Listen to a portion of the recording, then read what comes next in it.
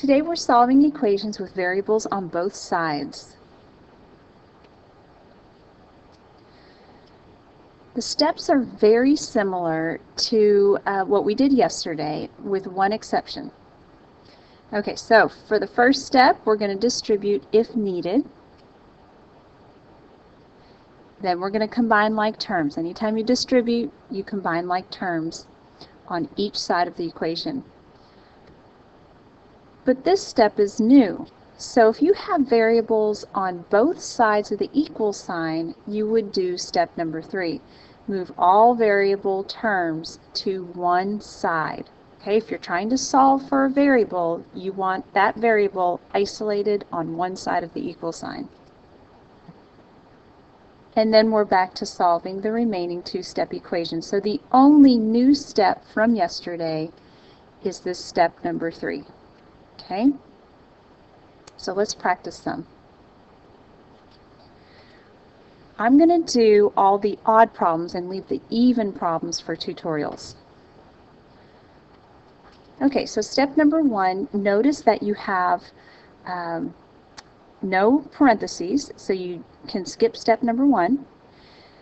Combining like terms. So on the left-hand side of the equal sign, there's nothing to combine. They are not like terms. And on the right-hand side, there's nothing to combine there because they are not like terms. So we can skip step number 2. So now we're down to move all variable terms to one side of the equal sign. So how do you decide which one to move? I've got a positive 5y. I could subtract 5y on both sides. And then I've got a positive 3y on the right-hand side. I could subtract 3y. If you subtract the smaller number, in this case, you will be left with a positive coefficient for y. So let's try that. So you've got 5 and you've got 3. 3 is smaller than 5. So if I subtract, because it's positive 3y, to get rid of it on that side, I need to do its inverse, which is subtraction. If you do it to one side, you have to do it to the other. So 3y minus 3y is 0, so it gets rid of it on the right-hand side. 5y minus 3y is 2y on the left. So you have 2y minus 8 is equal to 12. And now we're ready to solve our two-step equation. So I'm going to add 8. So 2y is equal to 20. Then I'm going to divide by 2. And y is equal to 10.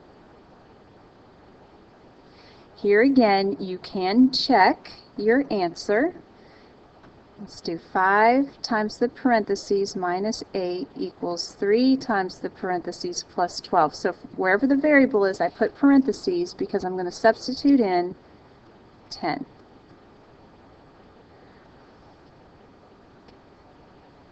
All right, so on the left-hand side, I have 50 minus 8 is 42. On the right-hand side, I have 30 plus 12, which is 42, and then I know I'm correct.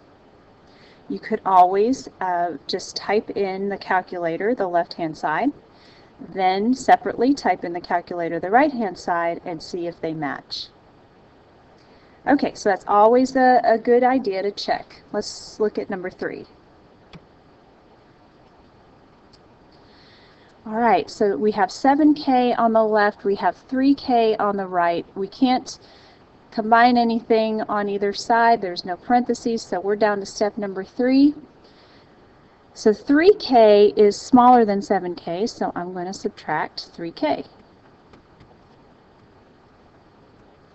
So I'm left with 4k on the left-hand side and negative 36 on the right-hand side.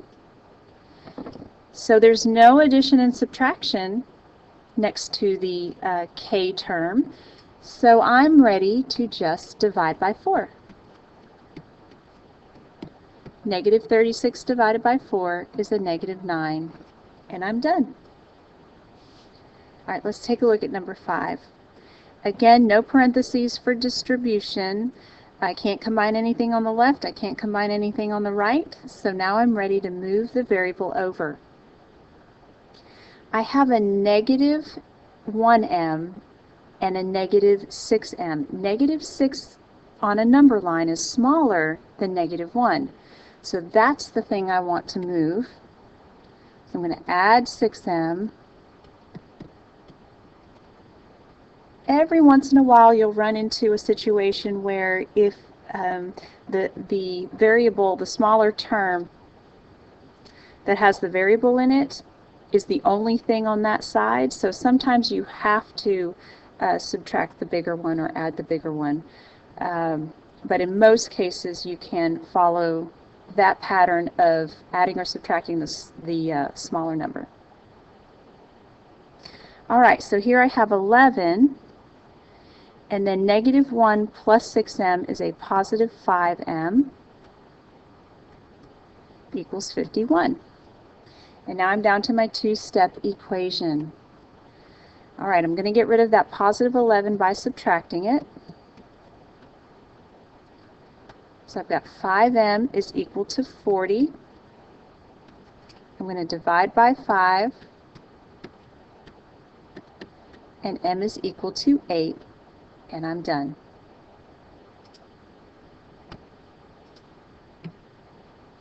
All right, number 7. Here we have parentheses, so now I need to work with distribution. So I have 3 times 6p is 18p. 3 times negative 1 is negative 3, equals 11p minus 45. All right, nothing to combine on the left, nothing to combine on the right, so I'm ready to move my variable over. 11p is smaller, so I'm going to subtract 11p.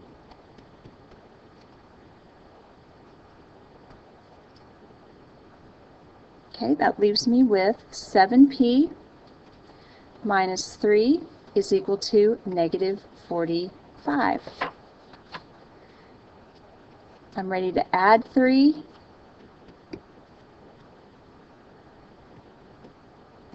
$7p is equal to negative 42, and then finally we're going to divide by 7.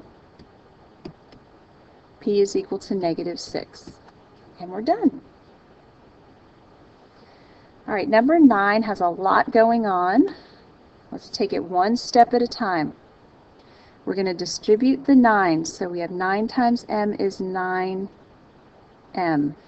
9 times negative 3 is negative 27, plus 3m equals 7m plus 43. All right, we've got to combine like terms. So we have 9m plus 3m is 12m. Everything else stays the same. Okay, now I'm ready to move my variable over to one side. 7m is smaller, so I'm going to subtract 7m. So I've got 5m minus 27 is equal to 43. Two-step equation, I'm ready to add 27. 43 plus 27 is 70. And my last step is to divide by 5. 70 divided by 5 is 14, and I'm done.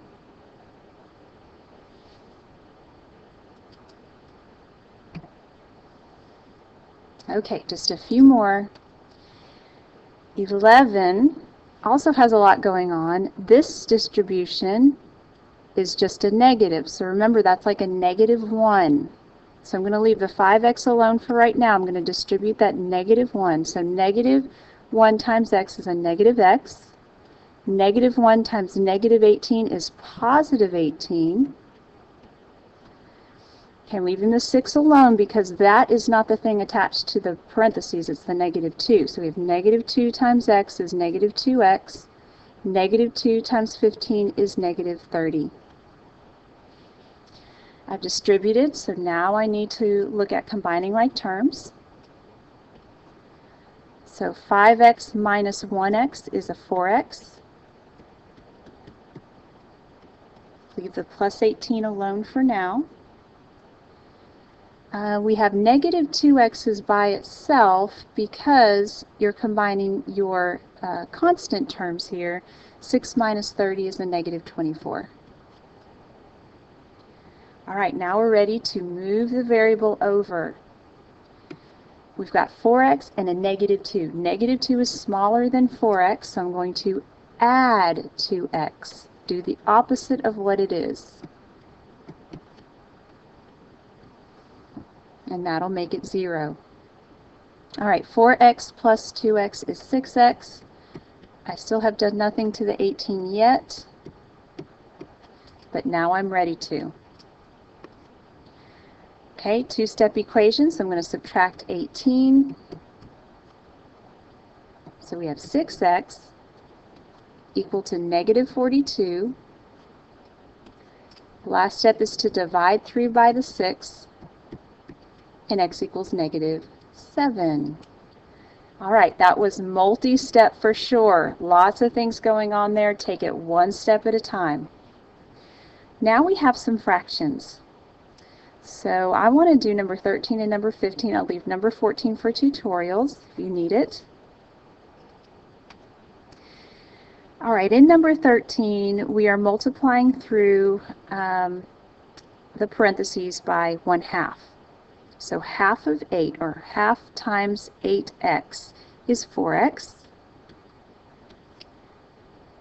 Okay, 1/2 of 2 is 1, so plus 1. And now we have no fractions, so that makes it nice. Now we want to move our variable over. 1x is smaller than 4x. I'm going to subtract a 1x. So 3x plus 1 is equal to negative 5. I'm going to subtract 1. 3x equals negative 6. And then divide by 3. So x is equal to negative 2, and I'm done. All right, number 15. Probably the hardest one on here. So we have half of 3/5. So remember, when you're multiplying fractions, you multiply the numerators together, then you multiply the denominators together. So 1/2 times 3/5 is 3 over 10, 2 times 5. And don't forget the x, that's attached to the 3/5. Okay, half of negative 8 is negative 4. All right, same thing over here. We have 7/4 times 2/5.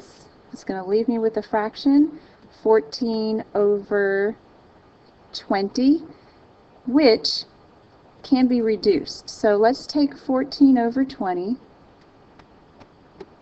You divide the top and the bottom by 2, you get 7 over 10. Okay, so that's what I'm going to use instead of 14/5.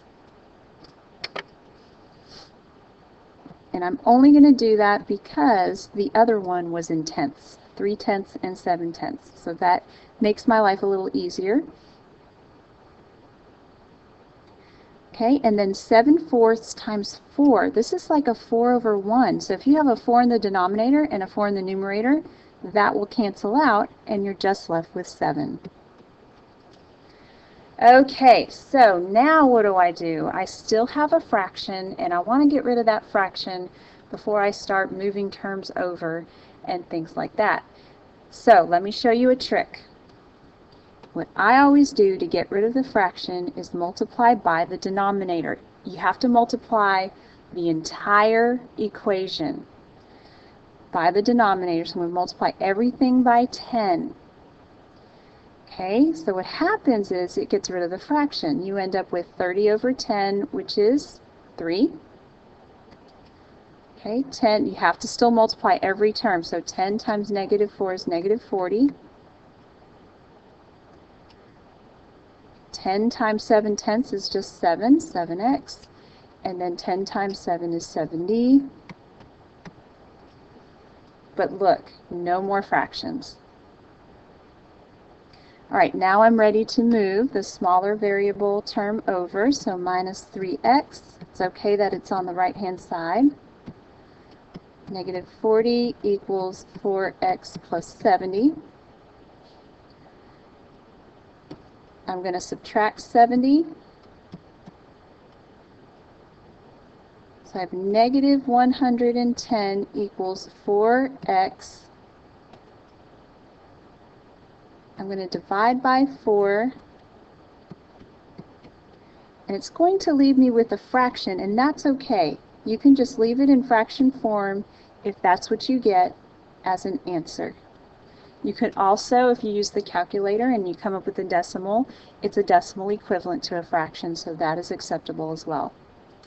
All right, we've done plenty of examples. We will work on a warm-up, and you will have some individual work to do as well.